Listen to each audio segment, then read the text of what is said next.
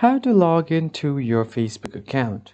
Hey everybody, welcome back to the channel. In today's quick tutorial, I'm going to be showing you guys how to easily log into your Facebook account.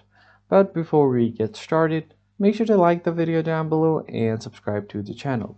So if you have been trying to log into your Facebook account but not sure how, this is how you do it.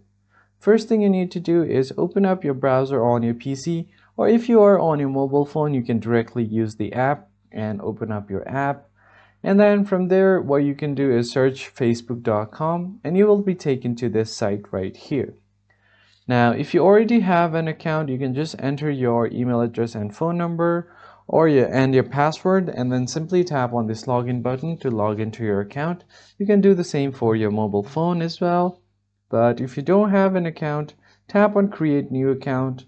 Just follow the on-screen prompts, enter all of these details, and then tap on sign up, and you should be able to log into your account or sign up for a new one.